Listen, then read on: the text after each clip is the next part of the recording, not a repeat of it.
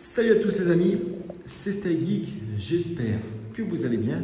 Comme vous avez vu dans le titre, aujourd'hui on va parler des alimentations pour les débutants, qu'est-ce qu'il faut choisir et qu'est-ce qu'il ne faut pas choisir pour commencer le minage de crypto-monnaies bien entendu.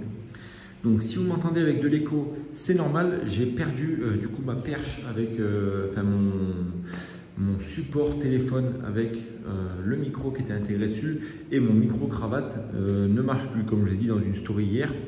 J'ai fait une vidéo tout à l'heure et en fait tout simplement le micro cravate n'a pas record donc la vidéo, je peux rien en faire à part faire une voix off derrière. Donc c'est pas grave, en attendant de recevoir ma vraie caméra avec mon micro etc, enfin tout l'arsenal pour faire de bonnes vidéos et continuer sur une bonne lancée, je continue de filmer avec mon iPhone pour le moment. Voilà, en tout cas, il doit y avoir de l'écho forcément puisque la pièce est assez grande et elle est vide comme vous voyez. J'ai essayé de la vidéo au maximum puisque je n'ai plus mon setup ici, le setup il est parti à la maison, vous voyez je suis en train de faire un peu de rangement. Donc aujourd'hui qu'est-ce qu'on va parler? On va parler d'alimentation, lesquelles il faut choisir.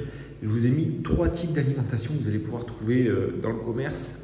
Et je vais vous dire pour moi, pour mon avis, quand on commence le minage, qu'est-ce qu'il faut comme alimentation tout simplement. Donc il y a plusieurs points qui vont être abordés dans cette vidéo. Ça va être le budget d'une alimentation, la fiabilité d'une alimentation et bien entendu la durée de vie d'une alimentation. Donc pour faire cette petite vidéo, je vous ai mis 3 alimentations. Alors on a une alimentation de base, donc une basique que vous pouvez retrouver dans n'importe quel petit PC gamer. Donc c'est une 600 watts de chez IVGA, 80+, sans bronze, ni or, ni platine, ni rien mon cul. Là on a une 1650 de chez Silverstone en 80+ gold comme nous donne la certification ici de l'étiquette. Et ici on a une alimentation 92+ gold de chez AliExpress. Donc quelle est la différence de ces 3 alimentations? Là on a une alimentation bas de gamme premier prix. Là on a une alimentation très haut de gamme de chez Silverstone et là on a une alimentation qui est normalement dédiée au minage de crypto-monnaies. Alors oui, j'ai les mains noires puisque avant de continuer, si je vous emmène ici, j'ai la moto qui est ici, je suis en train de faire pas mal de bricoles ici. Donc voilà, si ça vous dit, je ferai une petite vidéo dessus, mais voilà, c'est pas le sujet pour le moment. Alors, ces alimentations, qu'est-ce qu'elles ont en commun? Alors, c'est toutes les 3 des modèles ATX. Donc ATX, qu'est-ce que c'est? Ça va être le form factor de l'alimentation qui va être compatible pour tous les boîtiers d'ordinateur en ATX et format d'ATX. On a des alimentations aussi SFX, mais ça c'est pas le sujet, on a du serveur, etc. Alors pourquoi ici je vous ai pas mis d'alimentation serveur comme les HP 1200 ou les alimentations serveur de chez AliExpress? Tout simplement parce que déjà j'en avais plus sous la main. Et secondement, pour quelqu'un qui débute le minage de crypto-monnaies, travailler avec des alimentations serveurs en plus d'une alimentation ATX, c'est pas forcément la bonne méthode et il y a beaucoup plus de problèmes de compatibilité, de couplage, etc. que de fonctionnement réel. Et pour quelqu'un qui se lance dans le minage de crypto-monnaies, j'ai fait l'expérience moi aussi quand j'ai acheté mon rig avec l'alimentation serveur dessus. J'ai galéré au début à coupler l'alimentation serveur et l'alimentation ATX ensemble pour tous les deux boot en même temps, etc. C'était le bordel, j'ai passé peut-être 3 heures dessus parce qu'il n'y avait pas de vidéo qui expliquait comment faire ci, cela, cela. Et donc c'est pour ça que pour un débutant, c'est primordial que l'installation soit simple et qu'il n'ait pas à se casser la tête. Donc c'est pour ça que dans ces vidéos, je vous présente juste 3 alimentations ATX basiques avec, vous allez voir tout après, c'est vraiment les plus simples qu'on peut trouver sur le marché. Alors pourquoi je ne vais pas vous conseiller l'alimentation 600 watts ici EVGA qui coûte une 50aine d'euros?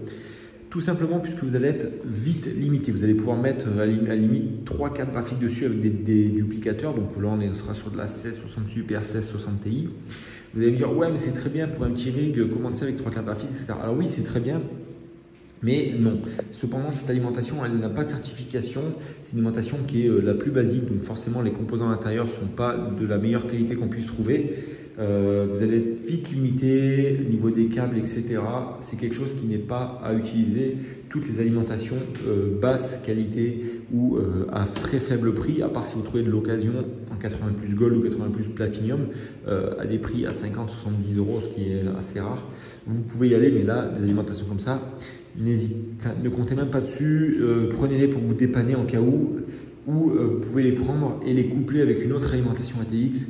Vous vous servirez de cette alimentation-là pour alimenter processeur, la carte mère et c'est tout.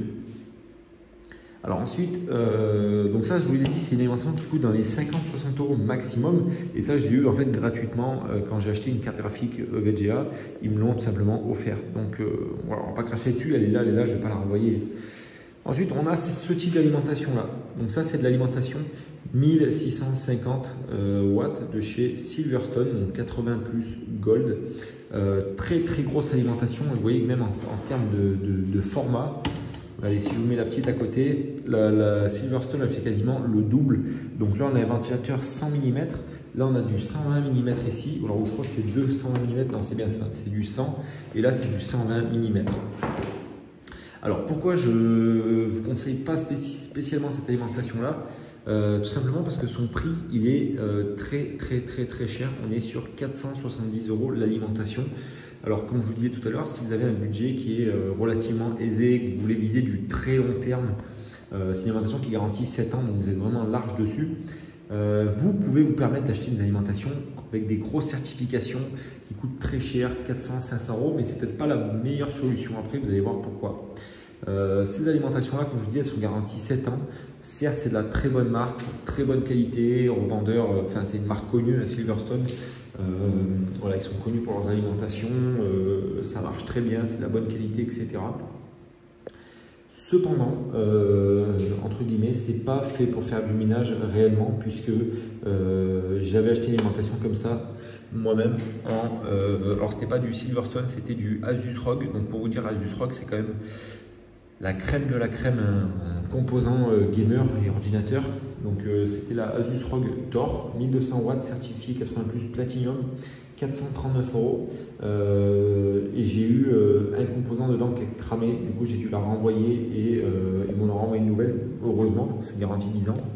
Mais pour moi, c'est pas le meilleur choix d'acheter des alimentations comme ça. Alors ça, c'est des alimentations qui sont faites si vous avez un gros PC énorme avec 2 cartes graphiques, avec du water cooling, beaucoup de disques durs, SSD, etc. branchés dessus, ça peut faire le taf. Mais ça peut également faire le taf pour un rig. Je ne dis pas le contraire, bien entendu.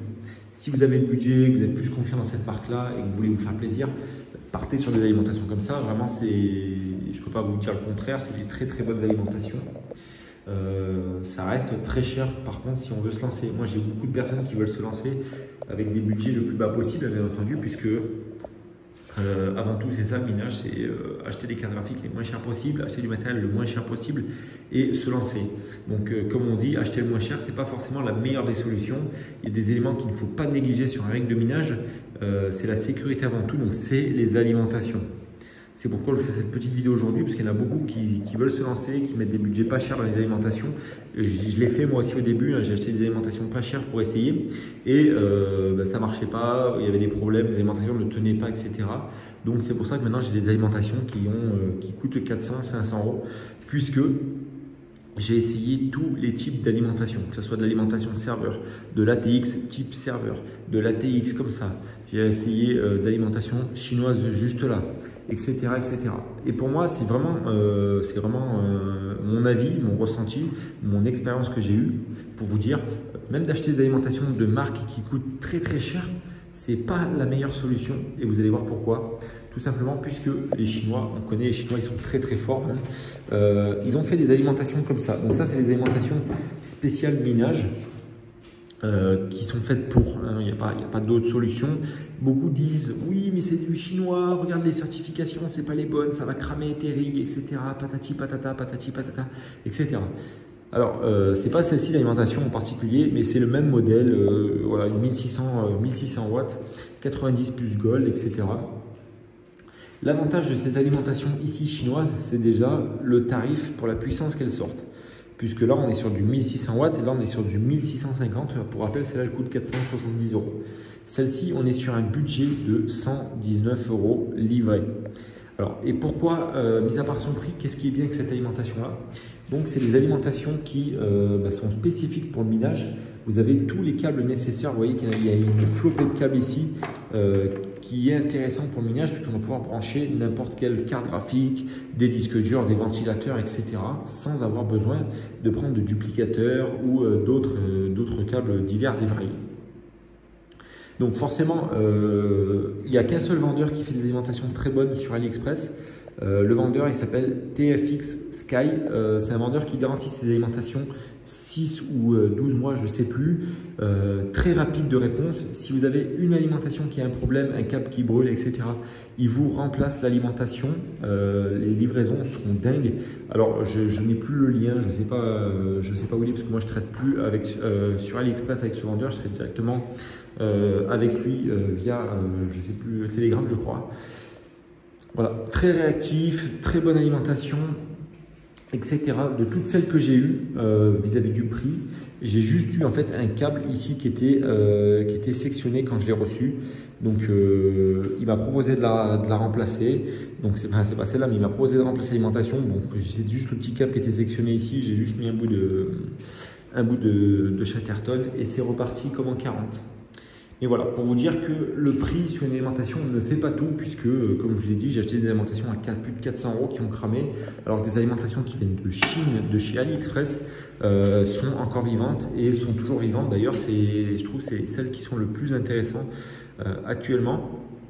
Alors après, moi, ce que je peux vous conseiller, si vous avez vraiment des gros rigs, peut-être 10 ou 12 RTX 3090, où là, il va falloir vraiment envoyer du pâté, ça va être d'acheter des duplicateurs pour 3 alimentations ATX. Alors ça, je l'ai fait déjà sur un rig et je vous avais fait une vidéo, je ne sais plus, il y a un moment, c'était au tout début.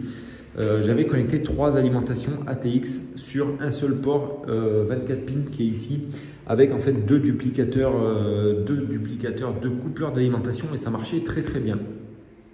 Voilà, c'était la petite parenthèse. Donc, tout simplement, le petit récapitulatif de cette vidéo, c'est que acheter une alimentation très chère, c'est pas forcément la meilleure solution. Acheter une alimentation pas chère, c'est pas non plus la meilleure solution. Après, chacun, encore une fois, fait avec son budget. L'essentiel, c'est de se lancer. Moi, je suis là juste pour vous donner des petits conseils, des petits tips à éviter comme erreur avant de vous lancer. Puisque moi, je vous dis, ça fait depuis février 2021 que je suis dans la crypto-monnaie. Donc, pour certains, je suis un jeune mineur. Mais j'ai fait pas mal de rigs, j'ai fait pas mal d'expériences, j'ai eu pas mal de petits problèmes, qui fait que maintenant j'ai mon petit avis sur la question, et du coup je peux vous aiguiller le plus possible sur comment vous lancer, quel matériel, etc. C'est pour ça que là je peux vous conseiller uniquement, enfin pas uniquement, mais pour moi le choix s'arrêtera sur les alimentations spéciales minage. C'est les plus, je trouve, intéressantes en termes de rapport qualité-prix. Ensuite, pour tous ceux qui disent que ouais, c'est du chinois, ça va cramer, etc. Alors peut-être que vous êtes tombé sur des alimentations de mauvais lot, ou vous n'avez pas acheté les bonnes alimentations que moi j'ai trouvées, parce que j'ai acheté, sans mentir, sur AliExpress, j'ai dû acheter une trentaine d'alimentations avant de trouver vraiment the vendeur qui fait les alimentations, les amis. Donc voilà, c'était juste la petite vidéo aujourd'hui explicative sur les alimentations, quel type d'alimentation vous aiguillez le maximum. Mais voilà, dites-moi en commentaire vous aussi ce que vous mettez sur vos rigs, et dites-moi aussi en commentaire vos préférences pour les alimentations. Je sais que beaucoup d'entre vous n'aiment pas les alimentations chinoises, mais pour moi c'est ce qui va rester le plus facile, le plus exploitable en termes de rapport qualité-prix. Voilà, en tout cas les amis, j'espère que cette petite vidéo vous a plu. C'était Staygeek, je vous dis à demain pour une nouvelle vidéo. Ciao!